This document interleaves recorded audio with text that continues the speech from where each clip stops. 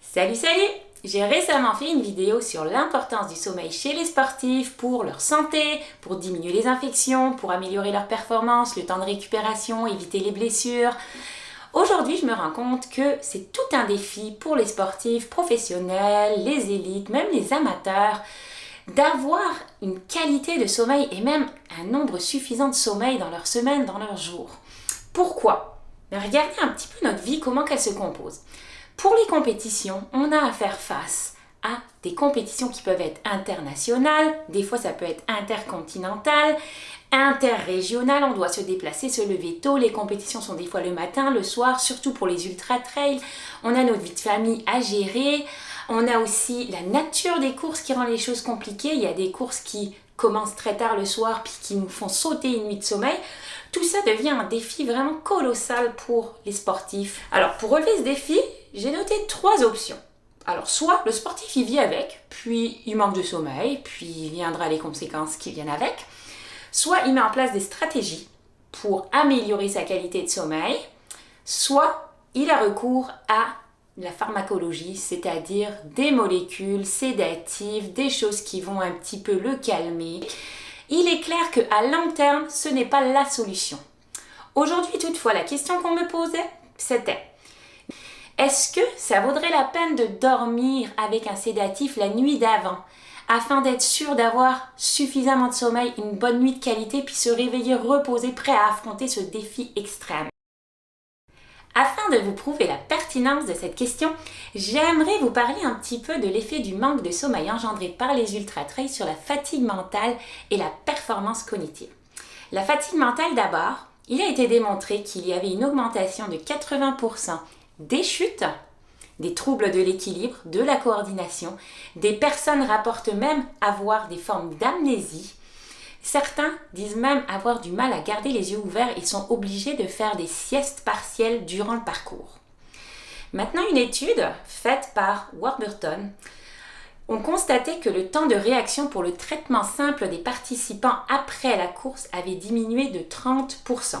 Leur capacité à discriminer entre 2 objets avait diminué d'environ 23%. Puis le temps de réaction, quand ils devaient faire des choix, lui, était altéré d'environ 31%. Donc en fait, il montre qu'en général, il y a une détérioration de la cognition de 20 à 30%. Et ce qu'ils disent, c'est que c'était bien pire que ce qu'ils s'attendaient. Donc vous voyez qu'il y a un effet énorme sur nos pertes cognitives après un ultra-trail. Donc se demander, est-ce que bien dormir la journée d'avant pourrait être efficace? C'est une bonne question. Donc maintenant, voyons, est-ce que la stratégie est de prendre un somnifère? Il existe différentes classes de médicaments pour induire la sédation. Je vais vous parler des 4 plus grands types. Le premier, ce sont les agonistes GABAergiques. Toutes les molécules qui terminent par AM. Lorazépam, clonazépam, diazépam, etc. Les deuxièmes sont les apparentés aux benzodiazépines. Ce sont les Z-drugs, comme le zopiclone et le zolpidem. Je vais revenir un peu plus tard sur ces 2 molécules-là, vous allez comprendre pourquoi. Les troisièmes, c'est les étiquettes antidépresseurs. Certains antidépresseurs peuvent être utilisés aussi comme sédatifs, mais on n'en parlera pas trop parce qu'il faut les prendre pour un certain temps pour avoir un effet sédatif. Il reste les médicaments en vente libre, tout ce qui est antihistaminique. Beaucoup de personnes les utilisent justement pour avoir un effet un peu relaxant. Et le dernier, c'est la mélatonine. Je n'ai pas d'études sur les ultramarathons, malheureusement. C'est toujours les autres disciplines en fait qui ont été étudiées. Puis même là, il n'y a pas beaucoup d'études sur lesquelles on peut se reposer. Donc je vais vous parler sur les quelques documents que j'ai trouvés. Le premier, c'est la mélatonine. L'ingestion 30 minutes avant l'heure du coucher de 5 mg de mélatonine n'a montré aucune amélioration de la performance. Et les sujets disaient ne pas avoir senti une amélioration de leur sommeil. Par contre, une diminution notable de la vigilance ainsi que du temps de réaction et du rappel de la mémoire à court terme ont été observés dans cette étude.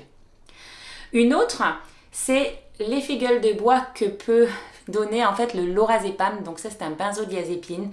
Ils ont montré qu'il n'y a aucun effet sur la performance, mais les athlètes se réveillent complètement sonnés. Donc pas d'effet sur des athlètes qui vont avoir à faire une performance de rapidité ou de force, Par contre, essayez d'imaginer si vous vous levez pour un ultra trail alors que vous avez une gueule de bois. Je pense pas que ce soit la bonne idée, les benzodiazépines.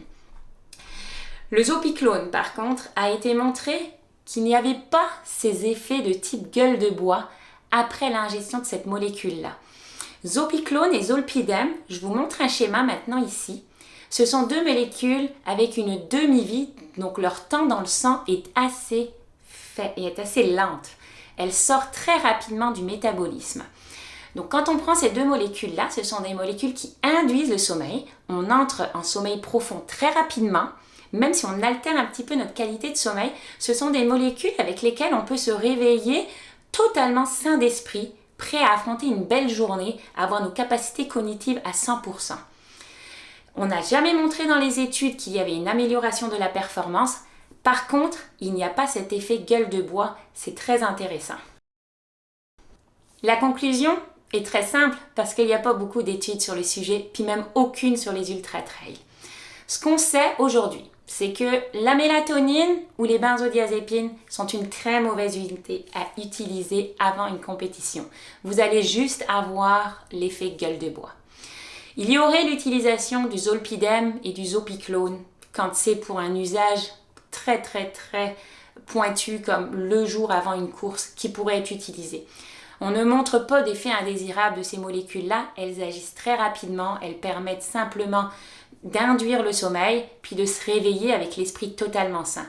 Par contre, c'est toujours un médicament. Alors, est-ce qu'il ne serait pas plus judicieux de mettre en place des stratégies pour vous endormir sereinement avant un ultramarathon? Pensez-y parce qu'on ne pense pas la journée avant à bien dormir. C'est le sommeil, les semaines, les jours d'avant qui comptent.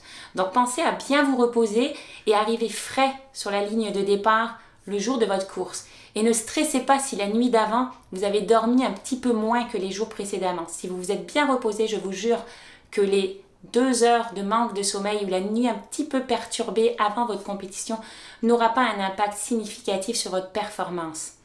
Pensez-y puis prenez soin de vous.